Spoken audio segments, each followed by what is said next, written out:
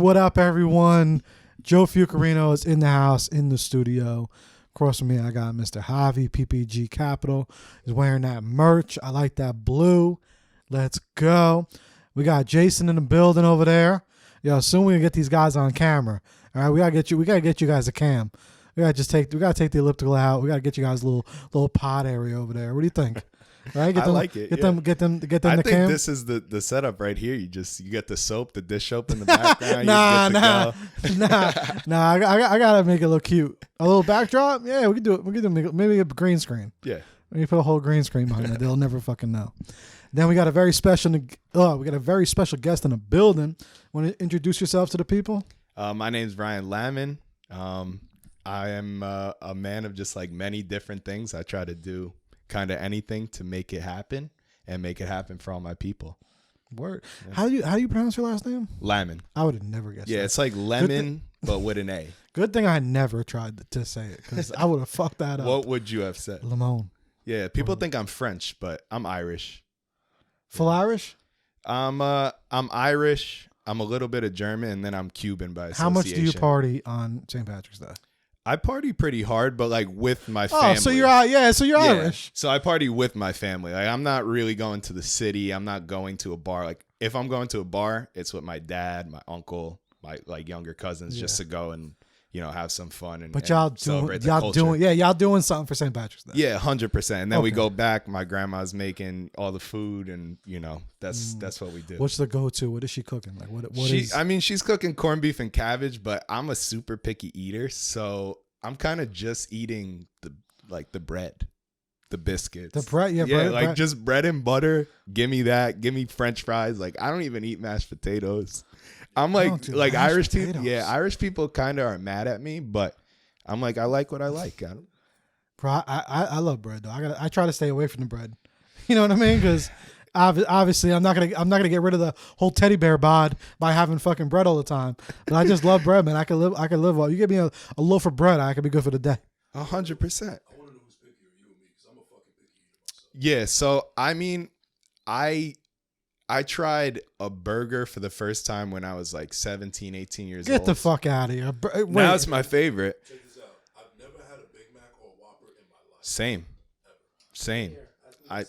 Really? Yeah, I've never had a Big Mac. I never had a Whopper. I'll have a burger from there past 17, 18 years old. I started having a burger from like McDonald's or Wendy's, but plain cheese. Well, yeah, I'm the same way then. Okay. Yeah. I don't need mayo. I don't need lettuce, tomato. Like they gave me at the diner at Miss America Diner in Jersey City. Shout out to Miss America. I'll tell them, be like, I'll take a burger. I'll take a chicken sandwich. No lettuce, tomato. They bring the lettuce, tomato on the side, and I just put it on a napkin. Yeah, I am the same way. They think I'm a fucking child. Just give me my ketchup. That's it. And then people talk shit, and they're like, "Oh, what? You don't have to do no salad." I'm like, yeah, but they don't go together, man. Like, if I'm going to do the lettuce, it's going to be because I'm having a salad or whatever. I never had a salad before. You never had a salad? The only salad I ever have is Caesar. I hate lettuce in general. So. Nah, I've never. Why, though? Does it just not look appetizing? It doesn't look appetizing. I can't find a dressing that I would like, or I don't even like the smell of any of the dressings, like ranch, blue cheese. The reason why I ask is because if I can't I can't put ketchup on a salad, then they'll really be like, yo. You know what I put on a salad? We just became best friends. Just now, yes. Yeah, let's go right there. I put y'all gonna go call me crazy, but you know how I have to force my fat ass to fucking eat it? Buffalo sauce. I don't like buffalo. Yeah. What about barbecue sauce? Barbecue with like some wings, yeah, dope. Honey mustard, never even tried it. Try it on a salad. You'll like it because I'm the Yeah. same way. I can't stand any sauces, but honey mustard I can do. I did try 12 courses of raw sushi though 2 weeks ago, and that was fire. It's funny. I don't like mustard, but I like honey mustard. It's like I don't like tomatoes, but I like ketchup and Yeah. tomato sauce. Yeah, I like that too. I don't like tomatoes, but I like tomato sauce. I'm mad we're here with all that shit. But to have fucking salads, I had to start putting like shit like that on it. Because I was the same way, bro. No dressing, none of that shit I would like ever. It just all smelt nasty, just looked nasty. You even have a little bit by accident, nasty. Yeah, I mean, I tried 1 leaf or 2 leaves Yeah. of the salad, but not my bag. And then another thing is switching to getting a little bit more of the expensive, more expensive greens. Like kale, spinach. Do that. Put a little barbecue sauce on there. Yeah, I don't got that money right now, so I'm, I mean, it ain't that much more expensive, but some kale, some spinach, and some barbecue sauce. no, it's What a about good chicken? point. You like chicken? I love chicken. There you go. See, Love there's chicken. your first one. Yeah, no. We're gonna do a therapy cooking show one day. Maybe we'll do it at. You guys have a kitchen over there? We do have a kitchen. at See, the maybe loft. one day we'll just come bombard your place. I would love We'll it. we'll do a little cooking series and we'll try to cook for Ron. That actually would be really good content. Yeah. Because he's a picky eater and because you're a picky eater, we could see if Joe can make anything that y'all would like. Yeah, 100%. That's Down look for at it. that. Let's do it. See? By the way, I don't know if you know, but this guy actually tried that hot ass fucking hot chip. Mm. The one that fucking burns. I did. Yeah, I would never try that. Oh man. Yeah. Don't do it. No, I wouldn't ever try that. Like, you don't do hot food at all? No, not at all. Not at all. I'm trying to think of the hot. There's a vlog out there of me with my band, and I tried some kind of pepper. I have no idea what it was, but it was hot, and it was like the size of a baby's toenail. And I ate it, and I was like what the? Yeah, don't have Yeah. to. Does anyone in the band do hot? Yeah, all of them. I feel. Oh, they like. do? Yeah, I feel like all of them they'll have like the wasabi peas. And Oh, this so y'all and- got to do the chip challenge. Nah, I ain't doing it. Well, yeah, you could film it. You could They, film. yeah, yeah, they yeah. can do it. Yeah, I feel like they would all do it. All right, here. So Toy Machine, y'all got to do it. Let him Yeah. film it. Let him Yeah. go out of it. This is me, Joe, saying, go fucking do it, man. You guys got to do it soon too. The only reason y'all haven't done it yet is because the chip is a little pricey. The chip's like $13. One chip. One chip is $13. Yeah. So that shit adds up. Nah, but that shit was probably the hottest thing I've ever had in my life. I don't Could know. only imagine. I would never do it again. Like as much as I want to recommend people to do it for content, I'm almost like, there's just certain things in life where you just like, nah, but you want to recommend to people, but then you would just really feel bad. Well, what are some of those things for you? Some other things. Of what? The things that I would want to recommend? Yeah, but you're kind of cautious. Entrepreneurship. Nah, seriously. Like, Yeah, they tell you to become an entrepreneur will be fun. It is fun a lot of the times. It's also not fun a lot of the times, but still kind of fun. I don't recommend it. I really don't. You don't recommend it? No. I've gotten to this point now, I don't recommend it to people. Interesting. Do it. What's up? You ever see Mark do it? Do what? The chip challenge? Oh, yeah. I saw it. Yeah, he had a rough time. He did it though. Shout out to Marv. But yeah, the entrepreneurship, bro, I don't recommend it anymore at this point. As much as even now I'm an entrepreneur coach, like if you give yourself that green light and say you're going to do it, I'm all here for you. Gotcha. But at this point, no. Only reason why is because, bro, 98% of people, bro, just don't have they don't have that like real effort, bro. That like it's tough, man. What would you say are the top 3 things that the no effort is? Like, what is that no effort? Man, just like not putting in enough hours, like really not putting in enough hours. The second thing is the underestimation of the effort. Like people will think, oh, okay, I need to like maybe do, 4 TikTok videos. No, you need to times that by like 10. I think that's really what it is. Like people are very underestimating every single piece to it. I think they're underestimating. Okay. Like by that much, like by almost 10. So that's Yeah, like, I would say do you think? that's pretty accurate. You're right. I would only recommend it to someone that I really believe will put in that. it might not even be the time. It is even just the energy behind it. And then I'm a big proponent of balancing the time. I listen to like Rob Dyrdek's podcast almost every day and really trying to figure out my balance right now. Cause I definitely have burnt myself out multiple times. And I'm at a point now where I have so many things flowing and running and actually creating a really good moment of like everything working at one point, because they're all working at different things. And, you know, some months you might have a bad month here, but a good month over here, and a bad month here, but a great month over there. So what I've realized is in my opinion, with everything I have running right now, I've already hit my burnout stage at all of them, of like putting in those like 24-hour days or putting in even longer than that. And now trying to figure out, okay, what do I see my career path going to? What do I see my life getting to?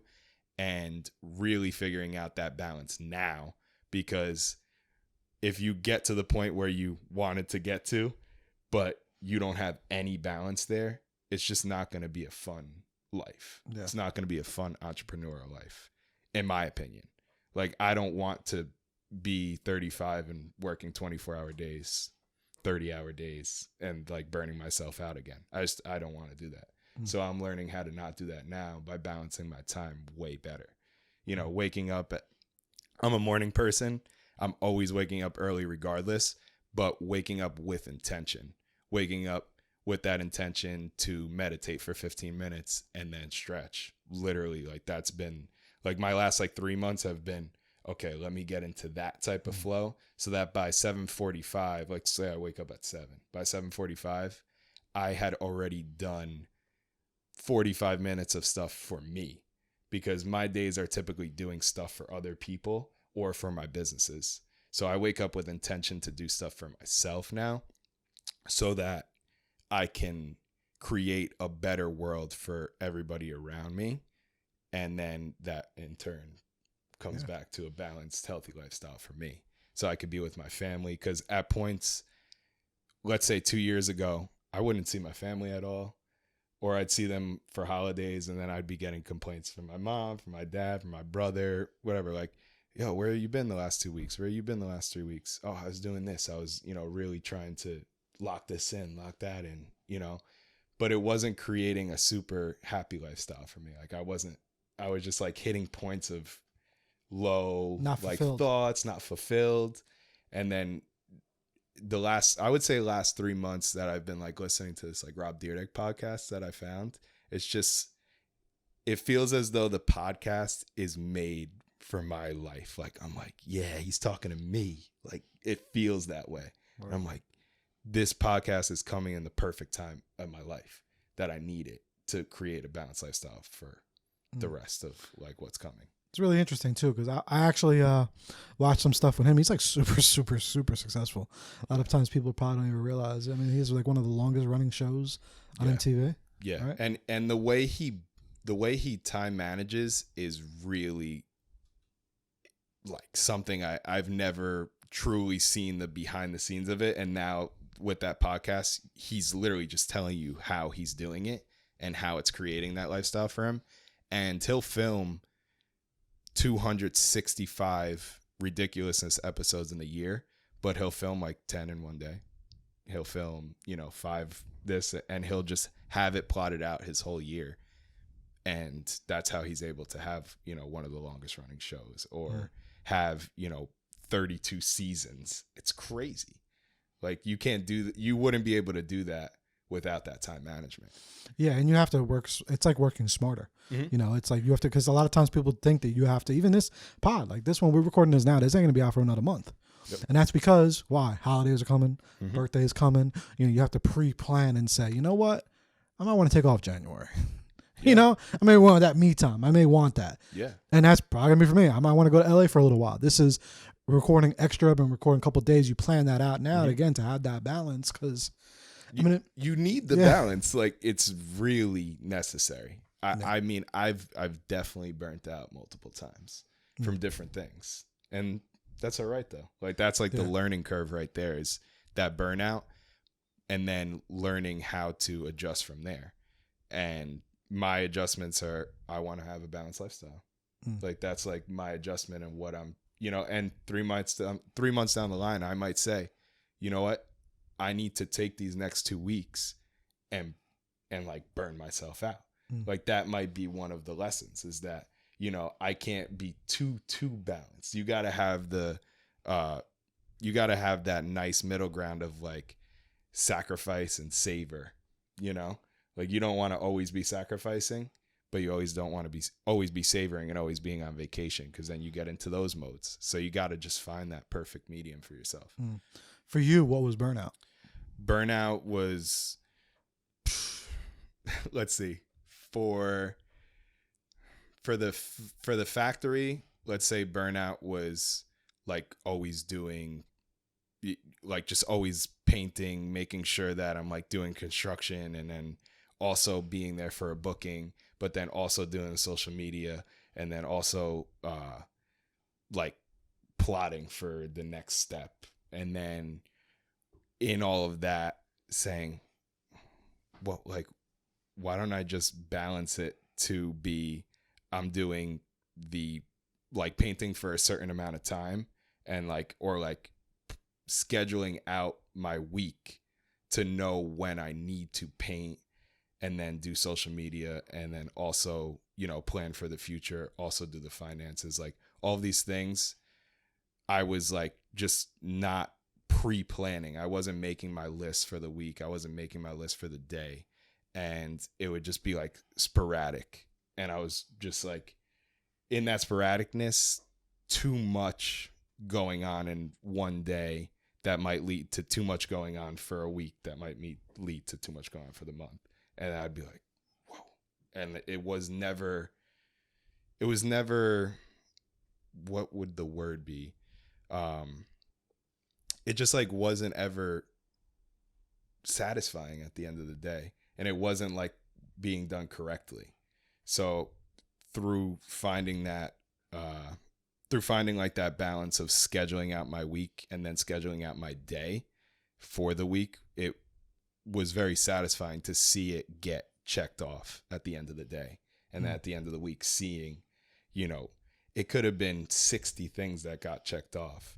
And like, I write even the smallest things. Like I'll write, go to the diner and eat, like, cause I'll forget to eat on certain days because I'm just working, and I forget to eat. So like, even just like creating that schedule to check off the simple things too got me into a really nice rhythm, because the simple things turn into being able to do the harder things. So I would write like, call my mom, call my grandma, then call like 3 clients. So like getting the call into my mom and my grandma gives me the confidence to get the call into the clients. Exactly. That then gives me the confidence to call more, and then, close those deals and then move on. Okay, now I blocked that for an hour. I did that. Let me do all the social media, set it up for the next week. Boom, did that in my hour. Okay, now we got a booking at 5. I'm going to make sure the psych wall is painted. I'm going to make sure the blue room is ready to go. Boom, have that ready to go for, within that hour and a half. Now in 3 hours, I got everything done. And it was like, whoa, like, boom, I just crossed off what you did in those hours. 30 things like today. And it feels good. And I'm like, oh yeah, this is great. So like that, like, yeah, like one of the burnouts was just not being prepped enough and not understanding what my week was looking like, and like really burning myself out that way. And then there was other ways, because I would head from the factory, then go and do, similar thing at the loft, then head to go play with the band that night. So I would, in one day, hit like 3 different things that I had to do, but wasn't planned out. So then I'd be at the studio until 4 a.m., 3 a.m., 4 a.m., sleeping on the couch, waking up in the middle of the night, having to drive home, then to repeat at 7 a.m. Now I'm only getting 2.5 hours of sleep, 3 hours of sleep. And my body needs more than that, because I always wake up at 7. Like no matter what, I'll go to sleep at 5, I wake up at 7. Go to sleep at 6, wake up at 7. So I was finding the burnout to be not having a healthy sleep schedule either, because I was trying to get everything in. So were you feeling it? Like, you're not, I'm obviously, if you're only sleeping 2-3 hours a night here and there, you're feeling it, you're feeling your health. Like, what are the things that you were physically feeling? Were you physically, like, I know maybe certain the structural things were getting burnt out by you maybe not completing as many things or things like that. But what about you actually, like, feeling? Were you more tired? Were you just like definitely more stressed? Definitely more tired. Definitely taking naps during the day. Like, I was known as the guy that takes a nap every single day.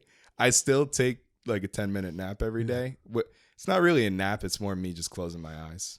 And like, I still hear everything. I still feel everything around me. I'm not really sleeping, but I'll just close my eyes for 10 minutes and try to just like relax myself and gauge what I'm going to do next or what's like next on the list. So yeah, it was really more of like it was like physically being tired, feeling my body was tired, not waking up and going to the gym, not waking up and doing something active. Like, I was like waking up and just, okay, I got to get over to the factory. I got to get over to the loft. I got to go to the studio. And it was like, did I really have to do all those things today? Maybe not. You know, I could have probably prepped that if, you know, now I know, okay, I might be at the studio until 1:00. So I know I'm going to get 6 hours of sleep. And then I already have my next day prepped. So like, if I know I'm going to be at the studio until 1, my next morning, I don't have to be at the factory by 8 a.m. or 9 a.m. I can do my social media from home. I can do my prepping of whatever I need to get done from home. I don't need to be at the physical location. You know, that was something that, because I was like, I'm a business owner now, I gotta be at the location. Not necessarily. Like, a lot of the stuff you can do from your house or from, you know, from the comfort of your bed, literally. Like, now what I do, prep my time so that I'm at the studio till 1. I'll know, okay, I'm going to wake up at 7. I'm going to do my meditation for 15 minutes. I'm going to stretch. Now at 7:45, I'm going to set up my 5 Instagram accounts to be successfully like plotted for the week. So I'll make sure that I did my content like the week before for the week coming up for like the factory, the loft, the band. I have my Rockin' Ain't Easy page that I do like live entertainment stuff, and then my personal. So now it's just prepping that to be successfully in the draft so that I don't have to type up everything and edit it. It's just already there. And you kind of made it not so complicated, because a lot of times that is one thing I say a lot to people, like, and also it depends. Some people need to be like at the office to do it. Some people need that, right? You have to like learn that with yourself. Yeah. But like I say it all the time too, like a lot of my work sometimes, like I get right done right in bed on my phone, like shit in my car, sometimes, like, you know, you don't have to overcomplicate things unless that's what works best for you. You know, like sometimes I'm a writer. So like sometimes my best time writing is me going to Applebee's. I bring my laptop at the bar. I'm writing. You know, you don't need to be so like locked in, and unless that works for you. Yeah. Everybody has different ways of it working. And I definitely have seen, you know, results from every place that I've locked in. You know, like I lock in at the factory, I lock in at the loft. It depends on what I'm locking in on and what vibe I need, because all of these places serve different vibes and energies for me specifically. And I kind of like base it off of that, like the energy in a way. Yeah. Like, okay, and the biggest place I have like all my inspiration is the Miss America Diner. I go there almost every single day. I'm like a regular there. I walk in and it's my office. They know, they're like, oh, he's back in the office. And I get into the booth and I have my little like yellow notebook. It's called The Answers. And I just write everything in there. All of my game plans. I like to have a pen to pad. I don't like to write it in my phone. I don't like to write it in my computer. I might transfer it to my phone or transfer it to my computer, but I need to write it physically in like a subject notebook from, you know, from like when I was like a little kid. Like I still have just notebooks in my room from when I was younger or in school that once one gets done, okay, the yellow one is done. I put it like away, and then I have my green notebook, and now I'm writing that green notebook for the next 4 months. And it's like, it's kind of like if you've seen The Water Boy, like he's like, I'ma have me that green book, Klein. Like he's got like the green book with all his plays. Yeah. If you got your hands on my yellow book right now, you'd be like, that's it. That's all the plays, right? yeah, it's like, it's a lot of plays. It's a lot of game planning. It's a lot of things that when I do look back, so I had a journal last year that I had, that my partner Viso got me. And it was a daily journal that you write in your 3 things you want to get done, and you prep it, and it's like nice. You do it the night before. You wake up, you got it. You write in there real quick. You do your day. You check off the list if it was like a win or a loss, basically. And I look back at that now. He got me that for Christmas last year. I'm like, whoa, that's why everything got done. I wrote it down. I checked it off. I wrote it again. I planned out my week. I planned out my month. And that's why things came to life. Yeah. You know, if I never wrote them down. Not even just that. You've been hustling. You've been working. That's what I'm saying. Now you've been working. Like, yeah. Because don't take that away from it. Like, you've been putting in that effort. Yeah. No, I definitely been like, I've been really focused on making sure that all of my streams of income are going to all hit at one point. Like it's gonna, because they're all hitting and they're all working, but not to their full potential. But I'm really plotting for them to hit that full potential. Like, and it's gonna be very harmonious. It's gonna be like, whoa, yeah, he just did it. Like, yeah, or like I just did it. Like, boom, you're like, it's gonna be this moment that's really special, and I feel it coming, and I'm really excited for it because I've just been putting out so much like good energy, and I'm trying to keep the bad energy. I'm trying to keep it like going out this way and deflecting it, but also take it in too, because it's also part of the journey and also part of what it is. But I've been trying to help so many people, and I love helping people. It's literally my favorite thing. Like, I just love helping anybody. So it's just going to be, at one point, it's going to come back in like a really great way. And I'm not even expecting it to like come back. Like, I'm not doing it so it comes back. I literally just like to help people, and whatever it does come back, comes back. Exactly. And it's beautiful. That's the way it all works. Because then you're both winning at that point, because I helped you, you helped me, and we're going to just keep helping each other in the future, and we're going to keep continuing to grow, and that's how it's going to work. Like, I see that relationship with you, definitely. Likewise. And a lot of times people don't understand that, just in general, like not with anyone specifically, but just people don't understand that snowball effect really does fucking build mountains. Yeah. Like, not many people see it at all. They don't think that it's worth it. They don't understand like how much strong, like I always say it all the time on there, we're stronger together. Yeah. But it like really is. But everyone has to still do their part. Like, you could help people, but they have to still do their part. Yeah, definitely. 100%. And I'm always here for people just to be the person they could like conversate about what they want with. Like, what do you want to do? Like, what are you seeing? Yeah. Like, I'm here to just kind of be a guide, or whatever you want me to be. If you just want me to listen, I'll just listen. If you want me to give my input, I'll definitely give my input too. Like, I definitely don't hold back on a lot of things like that anymore. Like, people ask me for my opinion, I definitely give them my honest opinion.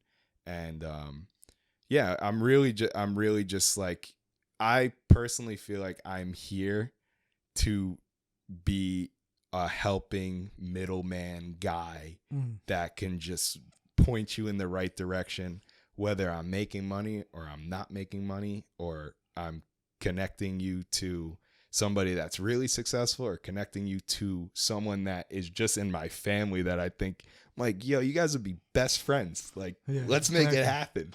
Like, y'all two now. Like even just friends. When did you realize that though? Like when did you realize that was like part of, because I believe we all have like multiple different purposes and stuff like that. But when did you realize that was like something that you were, very uniquely good at? That's a great question. I feel like my whole life has kind of been like that. My family are naturally just, they love to give love and give help.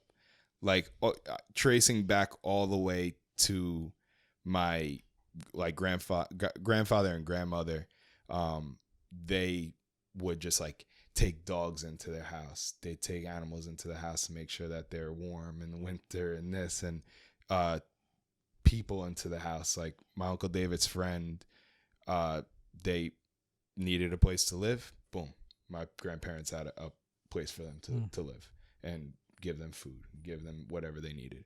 And then my mother and my father, they took that same energy to their lifestyle as well. So my mom became like she was in like a big sister program, and she was a mentor for a lot of different like girls. So when I was 7, 8 years old, she had started this program, or started working with this program, and almost every few weeks or a few months, she would have a new girl that she was helping out with, and they might be 12 years old, 14 years old, 8 years old. So she'd be like, all right, Ryan, we're going to go pick up whoever today, and we're going to go to the mall, and we're going to go to the bowling alley, and we're going to help them with their homework. And I'd be there doing those things with them, just making sure they're feeling comfortable, making sure that they're feeling like they had a place. And my mom took that and did that for years. Like it felt like years. I don't even know how long it is. I haven't even asked her that, but it felt like it was like 4 or 5 years. But really, it's been her whole life, because now a girl from that program became my sister. Like she asked my parents to be her godparents. She went through like a whole thing at the church, and like it's like when you didn't have your baptism or your communion or your confirmation, and you just do them all at once. I don't even know what it's called, but she basically asked my parents to be like her godparents there. And we never like formally had like adoption papers, but she's lived with me since she's 15 years old. She's now 26 years old. So even there, giving up my room to her, giving up this to her, or like giving up just my family in general to my sister. Yeah, that's like sister. Now we're sharing. Like it's not like I'm not just mommy's like baby anymore. Yeah. Like they have to give their energy to you as well.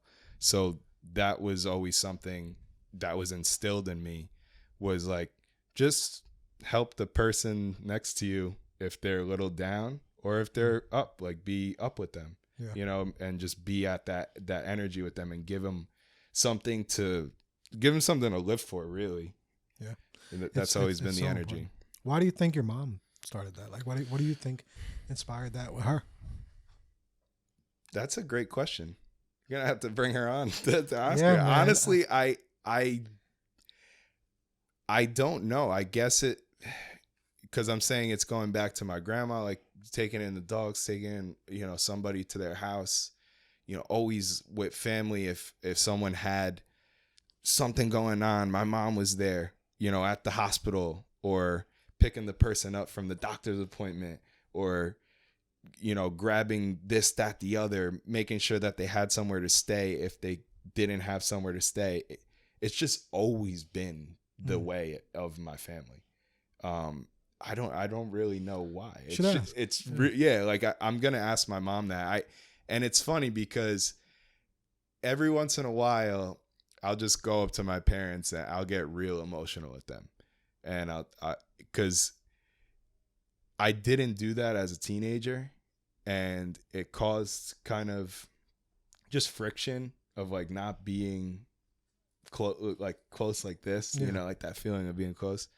And lately, just seeing what life brings to you and what it throws at you, sometimes I walk into my living room and I'll just be like, damn, like, thank you. so much. Yeah. You guys instilled something in me that is helping not only me, but I'm really trying to take that to another level of where like I really do want my success to bring success for a lot of people, and or just bring comfortability for people. That's kind of like my biggest goal in it all, is to bring comfortability to a lot of people around me. And that doesn't necessarily mean money. 100%. I don't know what it means. You know It what I could be mean? anything. It's just Could part. be It's part an of it. ear. Could be someone to talk to. Could be any. Mhm. Could be multiple different things. And I'm firm believer we really need that. Yeah. Yeah. And like, I never want it to be looked at as like corny or anything like that. Sometimes I feel that way. Like, I'm like, oh, people are going to think that maybe it's a little corny that I'm like trying to be like a positive light or this or that. Like, I'm not trying to be like a Gary V positive light corniness. Yeah. I'm not trying to be that super motivational guy. Like, you're going to do X, Y, Z, this, that, the other. And you're going to, like there's a lot of memes like going around about like motivational people like these days. It's like, you wake up and you're going to open an LLC and you're going to go and you're going to take over Sony. And like, that's how it's going to work. Like, I'm not trying to be that. I'm just trying to literally just be myself. Exactly. And just put out my energy of like I'm going to make a reel where I'm super silly. I'm going to make a reel where I am motivational and like, hey, you should, maybe think about making a list. Like, I'm not saying like, make the list, do this, do that. Like, I'm like, here's something that I used. I didn't use it before. It helped me create this. And, maybe it could do the same for you. Try it out. That's it. Like, that's more of my energy behind it. And those things, man, are super, super important. And, that was a blessing. And that shit was, but your mom doing that and then setting that up for you. First of all, it was a blessing from God that you took that and then you were like, you know what? Like, I'm gonna do the same thing. Even if you're not verbally ever said it to anybody, but just, your spirit, like doing that. Because a lot of times that don't mean that you were gonna do the same thing. You know what I'm saying? Or have that same energy at all. Like, she could be doing her thing and that's her. Didn't mean that you had to pick up the same energy. Yeah. Life doesn't work like that. 100%. And it's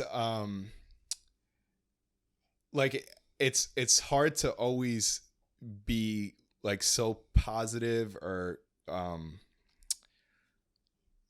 I'm not sure how to explain it, because like obviously there's also been times where the energy hasn't been the best, or maybe I wronged someone, or maybe my mom wronged someone, who knows, what I mean? So it's like hard to be that. People want to say it's like a character, but it's not. It's just literally just like going through life and figuring out who you are. But like, it's sometimes hard to put yourself out there as this like emotional, caring, this, that, or the other, when maybe you're not able to give that energy to every single person that crosses your path. And there's never really a reason why you're not giving that energy. It's just like sometimes it just doesn't like work, Like, I want to be able to give that energy to every single person, but sometimes it just like doesn't work. If that makes sense. It doesn't align at that moment.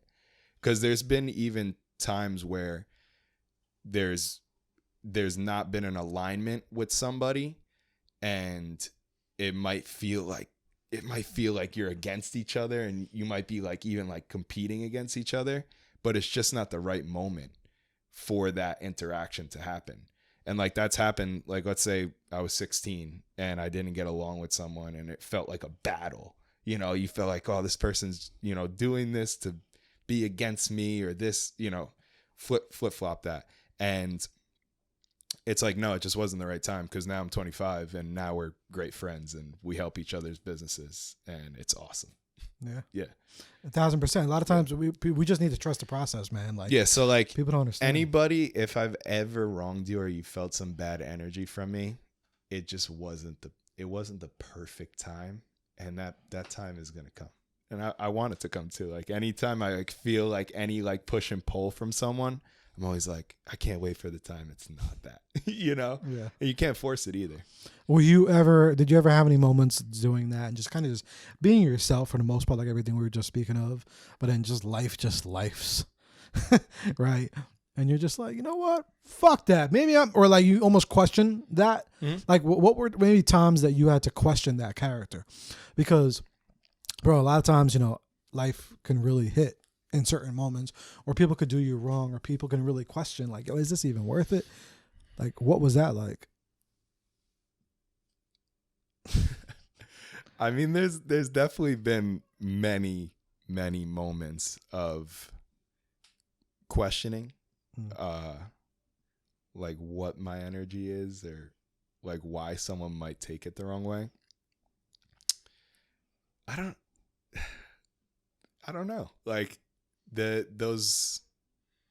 I'm like forgetting the question because I'm thinking like so hard. It's more like, there's moments in life, when you're a good person, you have good character, and you're just being you. Life will come and will just be like, you know what, fuck that. Like it's like the analogy of like, okay, you could be a good man, you could be a person that's gonna be a great husband one day, but then you just get cheated on, you get shitted on, you get friend zone, you get this, you get that, and then eventually you just almost want to be like, you know what, fuck love, I don't ever want to love again, fuck all that shit. Like we get a lot of moments like that. Like life in the universe was like test you like that, or like you were maybe good to somebody, you lent them $100, and then they just fucked you. Like a lot of situations in life like that happen. Like for you, what was those like? Because someone that's listening to this probably has maybe had great character, does great character, but maybe they just are now in a moment of like, you know what, fuck that shit. Yeah. So at one point so we had opened the factory, we were finally like running for 7-8 months. It was getting to a point where we were getting really busy. I was busy with the band. I was busy with my personal stuff. I was busy with hosting shows. I was busy with also making sure the loft was getting to a point of like excellence, basically. So I hired my best friend to work at the factory, and I did it out of my own pocket because I just felt like I needed to have him there. And I did not have the money to do this. Like, did not have the money. I told him, quit your job. He was very depressed at his job. And he was like, I just can't do it anymore. I've been doing the same job for 6 years. I love my job, but I just am not seeing any growth in it. So I said, quit your job. I'll pay you what you were making there. He wasn't making that much, but I said, I'll pay you what you're doing. And I made that promise to him. And I started Ubering so that I could save up money to like have, so that when he started, I could have kind of a little bit extra cash. And I'm Ubering. And I'm like, oh man, like, what is this? Like, what, like, why, like, I'm like, I was fighting so hard for it. But in those like times I was Ubering, I'm like, man, like, so let me trace back a little bit. I'm going to trace back a lot, actually, because I don't know what I was actually like trying to get into, but I had started in my like career journey as a salesman. So I was working at a company called Coverall, and we were selling cleaning services. So it was a franchise-based business. I was selling cleaning services for the company, and then they give them to the franchises. So in that, I found a lot of success. I was doing really well. My first 6 months, I became a senior outside sales consultant. Like I got a raise, I got more commission, crushing it. Next year was doing even better. But then I was asked to do insurance. So my uncle was opening up an insurance company, and he was like, I would love for you to take this energy you have in the sales and bring it over to my insurance company. I'll give you more money, all the stuff. I was like, hell yeah. Like, let's do it. Went, did my courses, was energetic about it.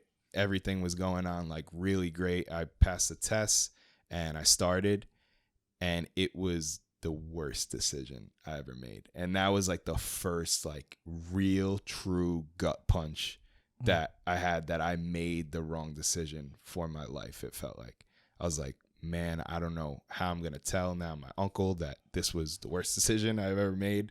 I hated it completely. Was like so depressed, even though I was so depressed because I was basically felt like I was stealing money from him because I wasn't able to produce for him because I just didn't understand how to do it. And it was so gut-wrenching to feel as though I was taking and not giving. So I had left. And then at that same time, COVID had hit.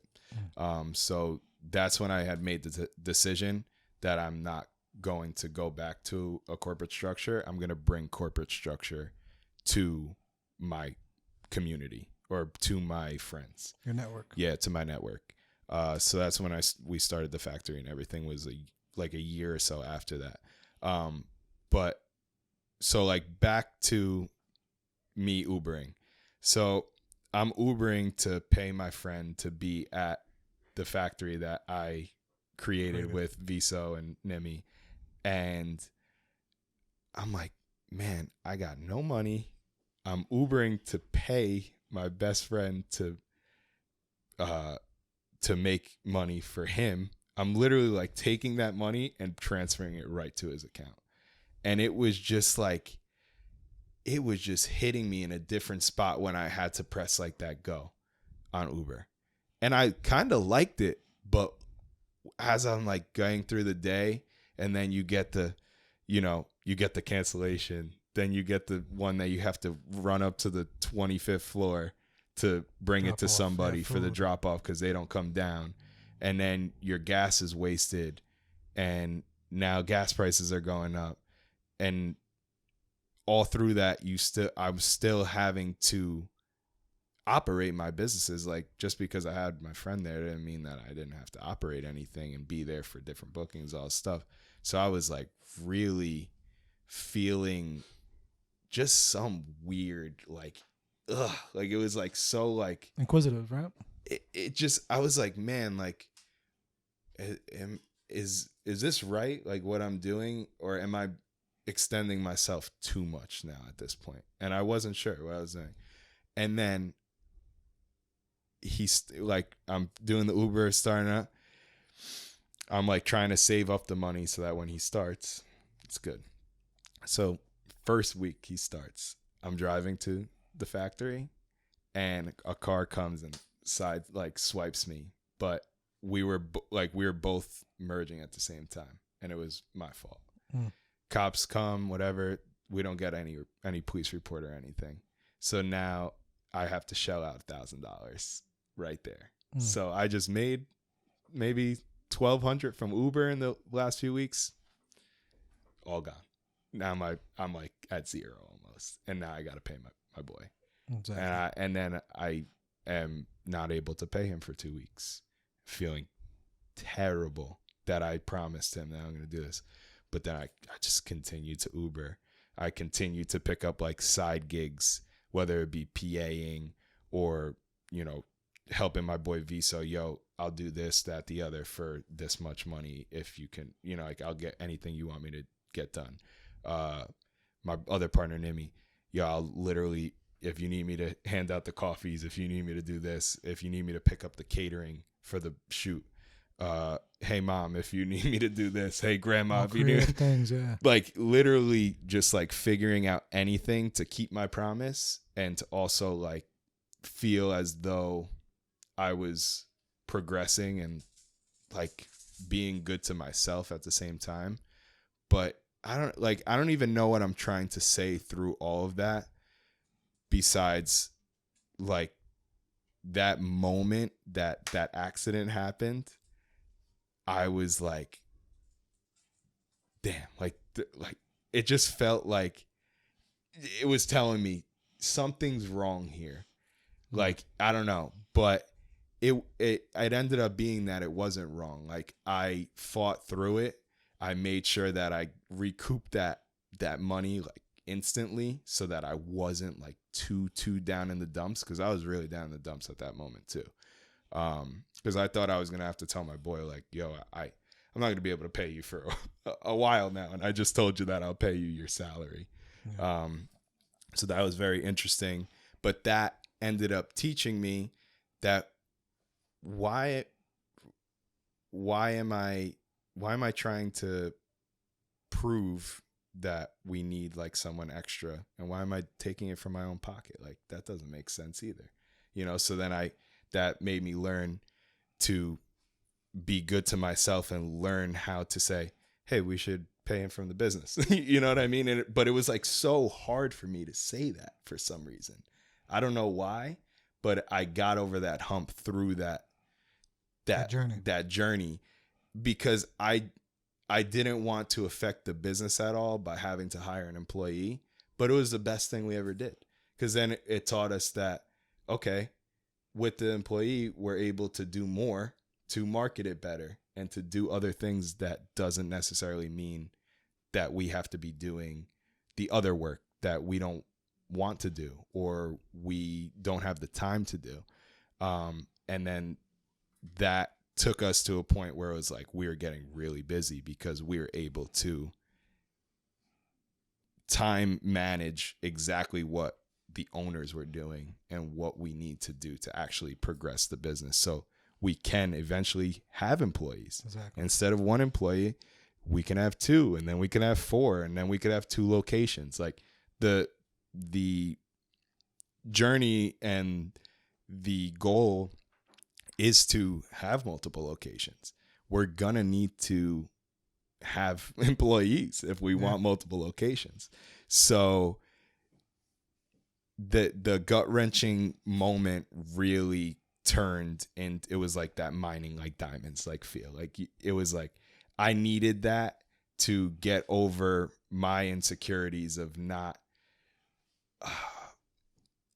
of thinking that, maybe my decision wasn't right, or thinking that I was trying to do less work or something like that, but it was not the case at all. Not at all. No. Yeah. So hiring an employee is a very interesting feeling for the first time you're doing it.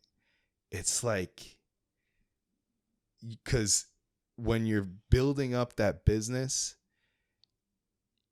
every single dollar counts.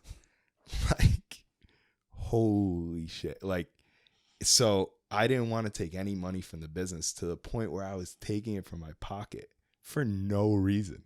Like, I then went to my partners. I was like, all right, so I've been paying him out of my pocket. Like, they thought they thought he was doing it for free. Like, that's how, I didn't, for some reason, I just thought the business, it was so crucial to have that money in that account. But it was really hurting me, which was hurting the business in a way. So that allowed me to get over that hump. And now to a point where we know what we need to budget, how we need to operate, how we can correctly then grow that. So yeah, if you're opening a business, really don't do what I did. Like, have that conversation. If you have partners, have that conversation with your partners first. And don't think that you're wrong for having that conversation, because it's very necessary for growth. But also, too, like, I think what you did was really powerful. And it's crazy. I don't see anything wrong with it, right? Because the universe is really scary, man, and it works in mysterious ways. Y'all would have maybe never even hired that first employee if it wasn't for you doing that. Mm-hmm. And also, too, it's like that car accident, to me, that's the universe saying, what are you going to do? Mm-hmm. Are you going to fold and just give up and say, you know what, bro, sorry, is what it is, I couldn't do it? Or are you going to fight and still figure it out? Say, oh, you were having a hard time? I'm going to make this even harder. Yeah. And I'm going to see, the world's like, I'm going to see what you're going to do. Yeah. Are you going to fold? Because the average person would have folded. Yeah. First of all, the first tier of average wouldn't even do what you did, right? Then the next tier, like when you peel fucking shit off, the next tier would have been like, at the accident, nah, dog, sorry. My bad. Yeah. But you said, fuck that. Yeah. You went even harder. You said, I'm going to still figure it out. Yeah. To me, that's like the universe really just testing you. To see if I'm ready. Yeah, to see, are you ready? Because you're going to have to deal with that type of shit in the future. And you know what? Like I said, maybe you would have went back to the squad and everyone would have been like, nah, we're not ready yet. Yeah. And it would have stunted the growth. Yeah. Versus you just making it fucking happen. Yeah. And it maybe sounds wild. It sounds intense. It sounds like you shouldn't have done that. But I'm sorry. That goes back to the very beginning of this fucking show. 98% of people wouldn't do that. Yeah. So, no, seriously, 98% of people wouldn't do that. Probably even 99% of people wouldn't do that. And it's things like that. I'm sorry. I think it's shit like that is what it takes. Yeah, it definitely takes that. And not even like, and that is there's no fault to really anybody in that situation besides maybe not even myself. I can't even say that it's my fault, but my bank account might have been saying, hey buddy, what are you doing? Like, this does not make sense financially. But it does make sense in the growth and in the long run. Yeah, definitely. It's a sacrifice, man. We got to really do those things, and it's crazy because I've done many, like you speak in my language, man, because I've done many similar things. I even got to the point where I took out my 401k from my job that I was working at and making good money at Coverall, to the point where I was putting 15% in my Roth IRA and I was putting 5% in my 401k. So 20% of every paycheck, the commissions, everything, I was storing away 20%. And then after that, I was also working at a restaurant, Annabella's, in East Rutherford. Shout out to Billy. I was basically being a right-hand man before I opened up the factory. I was being a right-hand man for Annabella's, for Billy, and it was anything he needed. I need to run to the market. I need to run to go pick up all the tomatoes. I need to go and take food to his wife and kids. I gotta play baseball outside with his kid. Anything that he needed me to do, run to the field to drop off a glove, anything. And in that taught me so much about business. Like, he's got a full restaurant going. He's got chefs in the back. He's got people he's got to pay that are bringing in all the food. He's got, the waiters and the waitresses. He's got the bartenders. He's got himself. He's got his family. Seeing, the trials and tribulations of that, knowing what he's doing in the back end of it and the marketing and just every single piece of it. I was just studying. I'm like, okay, he's doing that for this reason. He's doing this for that reason. Okay, that I need to bring that over to my business. I got to bring that mentality over, that never give up mentality. I got to bring a mentality if it's successful at the beginning and then maybe it slows down for a little bit, you still got to fight and get back to that point that you need. Like, so much learning. And even with that, that probably even showed you how that one extra person, how much they can catapult the business. If it wasn't for that, you maybe wouldn't have understood that. 100%, because I was his right-hand man. My pitch to my best friend was, I need you to just be my right-hand man. Just really anything. If I need you to be painting the psych wall and taking out the trash and, opening up for a booking, I need that. I need two of me at this moment right now, because at that point was doing a lot of things with the band at that moment, doing things more of like partnerships with like Rui from Garden State of Mind. Yeah, shout out to GSM. Hosting shows with my company Rockin' Ain't Easy, where I go to bars and basically have the bars, say, yeah, we want to host your night here, and hiring, getting a bunch of bands to come, having my a production team there, making sure that all the microphones are set up and the drum kit and this. So I literally needed another person to be in my place somewhere else. Like I needed that counterpart, and he was the perfect person for it. We've been best friends since we were little kids, since I was born. Like we always say, like, we've been best friends since feet eye or whatever. Like it's like stupid. Like, and he did everything I needed. He worked with me for about 6 months, but he now just like took basically that energy and that he's just so diligent. He took that and now he's doing heating and air conditioning, and he loves it. Like he just likes having a job that he knows what he's got to do. He's got the list, but he kind of learned that from the factory, because we would make lists. He'd get it done. Boom. He get his paycheck. He's good to go, but he went above and beyond for me too, which was great. And it just, I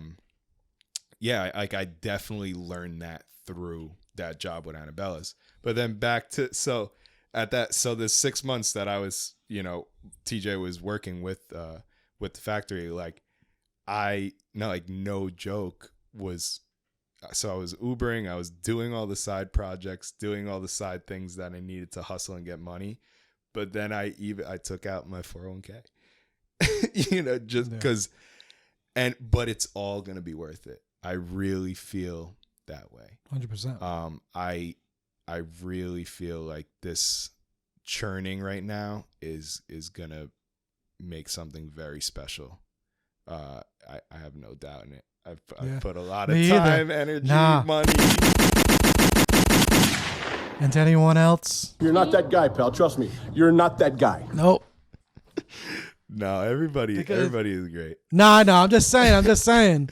I'm really bad at taking compliments, 99% of people. Compliments. It's so weird. I'm always like, for my birthday, everybody came over to my friend Gabe's house, and I was like, okay, everybody put your drinks down. We're going to just say the moment that we became friends. So I went around to like 18 people. I'm like, all right, so what was the first moment that you met me? Like, I love hearing things like that. And I love the essence of a compliment, but I'm not really that good at taking them. Hey, man. Because I just I feel like I'm like, no, I'm not. But no. That's a little bit of imposter syndrome, but it's okay. It's a little bit. Yeah. But man, you out here killing shit, and you never know, man. He might have not found something that he really loves to do. Like, 'cause I'm gonna tell you this. He might not tell you this. Maybe he does. That's cool. He might have not found this new journey of his if it wasn't for you taking that sacrifice. No, that's why he's my best friend, because he will tell me stuff like that. I'm just saying, but it's just like, without that sacrifice, like, it's way bigger than us. And a lot of times we don't realize it. Like, we just think like it's just, it's me. I got to do this Uber. I'm doing this, or the accident. No, we are selfish when we think that. Mm-hmm. It is way bigger. Yeah. It's even bigger than that, because now it's like you don't know how his life is going to change. Yep.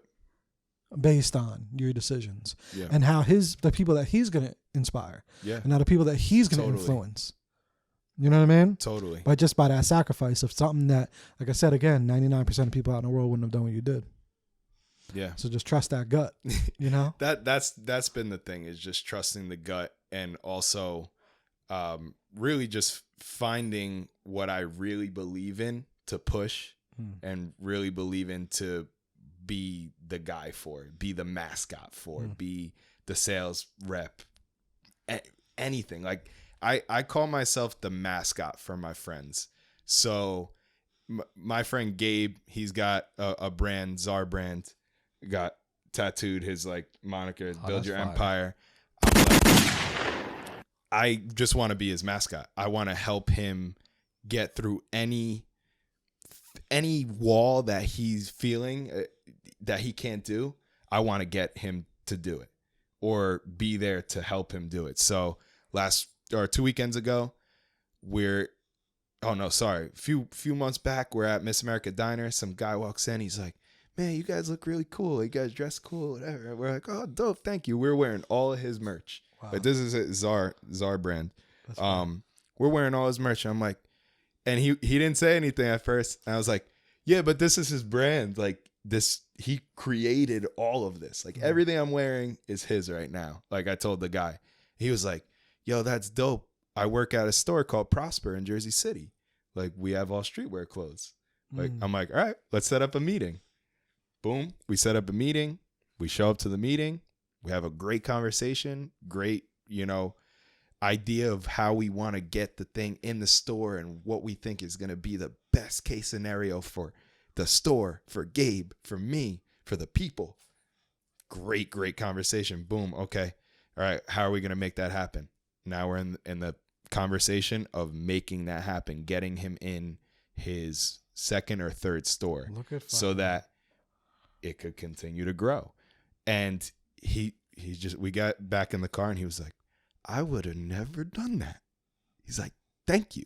And I'm like, but now you can do it. And he's going to take that and understand how to do that. And if he needs help doing it again, I'll be there 100 times out of 100 times to do the same thing. And that goes for every person that I'm a mascot for. And I'm a mascot for my band. I'm a mascot for the factory, for the loft. I'm a mascot for my partner Viso, his company Box Office Productions.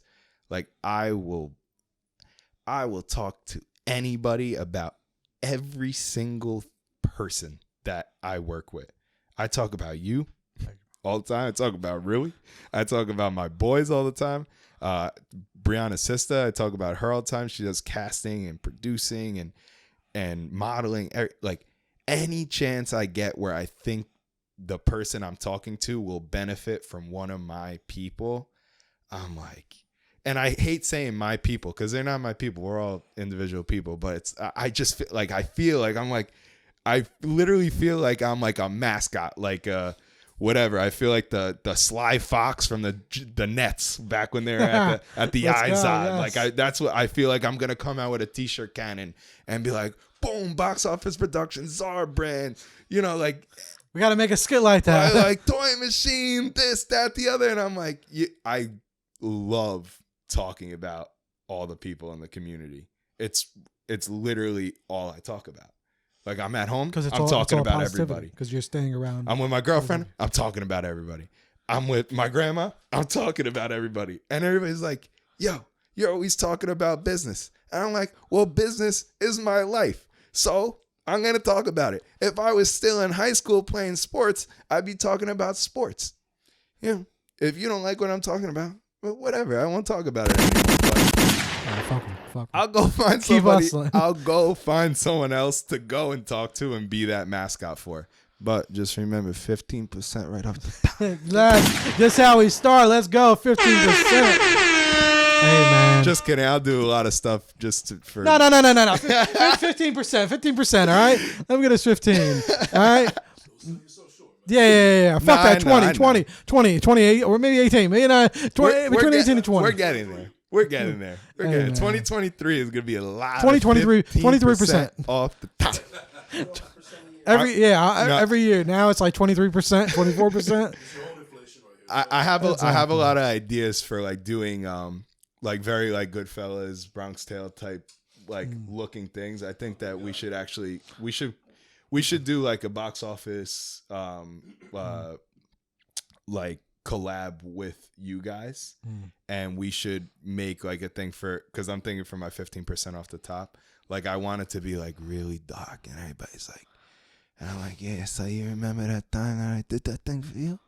That was my 15. Exactly. We need to make a whole skit out of it. Don't tell them too. Like don't tell them too much because we have a lot of people to watch. They might end up doing it. We got have to edit that one out. But that's the thing. You might have the recipe, but you don't got the sauce. You know what I'm saying? Exactly. Remember, I'm an Irish guy. I'm not an Italian guy. But every good mafia movie has their Irish counterpart. 100%. You know what I mean? 100%. It reminded me of The Departed. Yeah, exactly. I don't know why you just reminded me of that movie. But, hey, man, this was super dope. And also, man, like, yo, I want to give you guys a Toy Machine a shout out too, because y'all been just killing it, man.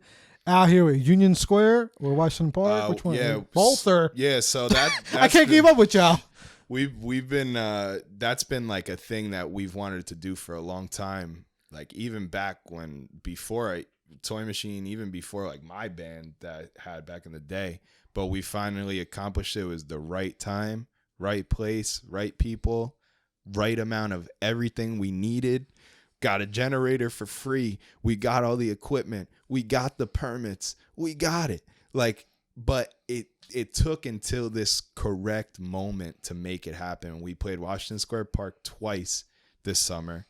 The first time the generator wasn't working that we brought, so that somebody else brought another generator, and then we had the people that the generator wasn't working because it was 103 degrees. My friend had an umbrella. We put the umbrella up. Then we were calling the people because that wasn't working. All right, drain the oil thing. All right, this dad said that. The other dad said this. Everybody in the park's helping us trying to get the thing going because we had played one song and the generator died right at the end of the song. And everybody was helping. And we got it back working, and we played a whole entire set for like 2 hours. And then we did it again, and we played Washington Square Park again. And then through actually Garden State of Mind and you guys, like the whole network there, we got the show with American Dream. And we're playing in the middle of American Dream. That was so sick. You know, and who knows how many people are walking through that day, and it doesn't even matter because you're getting out to so many different new people. And then at the end of it, the Mr. Beast Burger on the 3rd floor, the manager came down and he was like, yo, you guys are the band? We're like, yeah. He's like, come up, free burgers for everybody. Free food for everybody. We're like 20 deep. Like all of our boys, all of our friends, everybody. Free food. Got to cut the line. It was like 100 people. It felt so good. Like it was like that payoff moment, and it was a burger. But it was great. Was so sick. Y'all in the mall were like doing that. Yo, how would you define? Because I don't want to. I want you to give it to the people. Mm-hmm. How do y'all define your genre? Because I think it's so fucking cool. Sludge, but not sludge genre. Sludge lifestyle. It's like a choice. So because there is a sludge genre out there, and it's very heavy and like it's like metal and. But we're a combination of hip hop, rock, grunge, punk, funk, dance, disco, anything that you want to feel.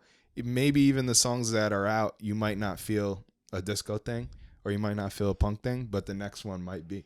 And that's kind of what energy we've been on is never in the beginning, never get caught in a box. Do everything from the beginning so that in the middle and in the end, no one can say, oh, these guys changed. Well, we did everything in the beginning and we're still doing everything at the end. So how did we change? You know what I mean? Like we can literally do anything we want because we started by doing everything. And that's the best way to describe it. And I also describe it, it's like if Black Sabbath, Lil Wayne, Incubus, Lil Durk, Mark Anthony, and whoever walked into a bar, that is what you would get. Like it's just so random. And all the fans are so random and so everything. There's every type of person in the crowd, from literal babies being there and being excited to grandmas being there and being excited, and every single thing in between. And y'all have, from someone too, like on the coaching side and the marketing side, y'all have every piece. Like, I don't even know if y'all really, like, y'all have the fucking music, y'all have the marketing, y'all have the art, you have the creativity. We just need the money. Somebody give us a big fat check. We just need money. We don't even need the, we have the film studios. We have the studios. We have the people to fill those studios. We have the production teams to do it. We have the creative minds and all the equipment and all the network. We just need the money. You know what the most is? I'm going to tell you, I haven't told you yet, but I actually bring y'all up a lot because y'all do a great job too at the look. And what I mean by that is like a lot of times people don't see that now. It's a lost art that like, you know, eventually when we sit with everybody, I would really want to dig into it, but it's a lost art of like having that artist look. Like, example, this guy will be performing, shirt will be off, his other partner will have like you just look like an artist. And to me, that is such an underrated thing in entertainment. Yeah. Like I tell people all the time, that's a big thing. Like I use this example, and like I said, when I bring y'all up, that one of y'all could walk in the room and you could know that you're part of the band. And that is so major. And I try to tell all my entrepreneurs this. Like that's the biggest thing. Like I met you, but then I didn't meet the lead singer. What was his name? Right, yeah. I saw him at the event. You knew he was a singer. I knew he was the lead singer. No doubt about it. I knew he was the lead. No doubt about it. Just by his everything. Yeah. And to me, that's an art that is like so lost. I totally agree with you because a lot of the times the image of the more polished label bands and artists is very created and it doesn't coincide with what they're doing, or it does perfectly coincide, but it's not natural. Like we literally, that's just how we dress. Like I wore this outfit on stage the other night, same hat. It's not like anything like crazy, but it's just, that's my vibe. And then, you know, my singer Ray, he was wearing a skirt with a pony on it and he was shirtless and had his hair in two big buns coming out of a big hat. Like it didn't even make sense, but it made so much sense because it's just so normal to him. Yeah, like he'll go anywhere in that outfit. It literally doesn't matter, and it's not corny. Like, and he's the only guy that could wear that pony skirt and not be corny, and that's why it makes so much sense because it's not fake. It's not somebody didn't like come in the dressing room and be like, you're wearing this tonight, okay? You're wearing this leather jacket tonight because that's what we're trying to push. You know, the label's trying to push you as that. You're going to dye your hair this way because that's what the label is pushing, you know, your image to be. Look, that's not the idea with us at all. It's like, just literally wear what you want. Like I wear my guys don't love it, but sometimes I wear like a sweater on stage because I was just cold that night and I love that sweater and I think it looks good on me. Yeah. You know, like it's like whatever. But nah, it's a true art, man. Even if y'all don't realize it, like it is a true art, and I tell people a lot. It's super, super important just to be like completely you. Like sometimes I'll do it like with the glasses. Like I don't give a fuck. Like it may be so random. You'll never maybe expect to wear those type of shades or like you said, you're worrying about what people think or anything like just be you. Yeah. 100%. And there's an art to that, especially with people in the entertainment. It's just like if you could go in the room and you could spot the lead singer or you could spot the person that's the host or something like that, they're doing their job. Yeah, that's a very true thing because sometimes when I walk in the factory, even on the big events, just holding that confidence and walking in with your chest up, you don't even have to be wearing a factory shirt. And you walk in the first one, do you know where I could get you're the owner, right? Like, you know, I never met this person before. But they know because they just know because of the energy that's put in the room. Yeah. But you just walk in and it's not like a cocky energy. It's not even like necessarily like a confident energy or too confident energy. It's more of just how you're standing, how your hands are, like all of these like sales techniques and tactics. It's kind of the small details. The small details. They gotta pay us for the coaching for those. All right. Yeah, like just get you 15%. But here we'll give them 1 free tip. Keep your hands in the interaction zone here. Don't keep your hands here. That's not a leader. Doesn't keep their hands here during like a stand up conversation. Keep it right here in this interaction zone. Give him something light. What is your favorite record from tour? We're going to end the show with your favorite record that is available on YouTube. Doesn't have to be a video, just your favorite record. Let's see. I would say that's a great question. My favorite record I want to say is I'm going through all of them in my head. We got a lot out there right now. Let's do. Oh my God, I'm scared. I'm fine. I love that song. Yeah, I'm fine. It's got a special place in my heart. It's just like, I don't know, it's so good. The video, my dad's in it, Ray's mom's in it, all of our friends. It's just so much fun. All right. Well, we're gonna play with this. We'll sit for it. We'll jam out to it. But other than that, yo, thank you so much, bro, for coming on. 100%. For real, Thank you man. for This having was me, seriously. this was an amazing conversation. Blessed to have you. Blessed to meet you. You know, we connected Same. through GSM, but like we were finding out before we recorded, we were living like right next to each other for a little while. 2 houses down from each other. Didn't even know. Yeah. Universe. I think you built my porch. I actually probably did. I think Me you and my pops, built my yeah. porch. It's God's plan, not Yep. mine. 100%, man. Thank you. What's up? Yeah, right. 20%. nah, but we probably Bob Duke's already got that 20%, whatever it was. 100%. But nah, it's just the way the universe works. That's crazy. World's nuts.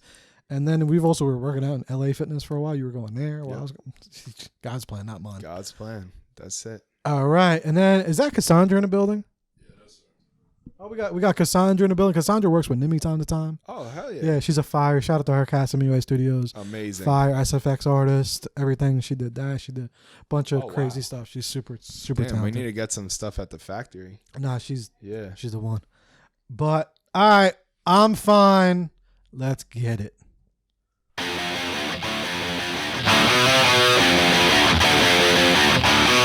Yeah. I was a broke down man in the middle of the street. I was a poor little woman, but I didn't need. I was a man of the year, but I'm living sweet. And I'm doing just fine. Yeah. Said I'm gonna be okay. Said I'm gonna be fine. Yeah, I'm gonna be okay. Yeah, I'm gonna be fine. Said I'm gonna be fine. Said I'm gonna be fine. Said I'm gonna be fine.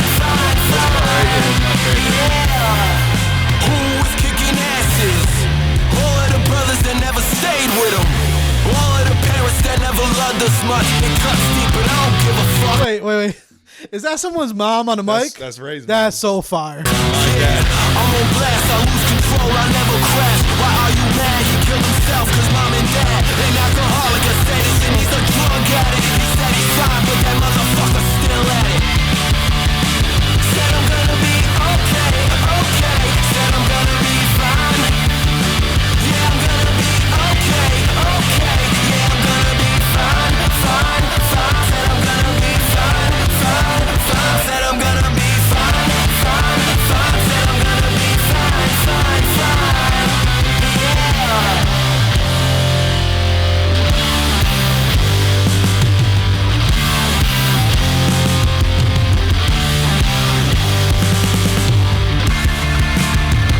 I'm gonna be okay. I'm gonna be fine. Yeah, I'm gonna be fine. Yeah, I'm gonna be fine. Said I'm gonna be fine. Yeah, I'm gonna be fine.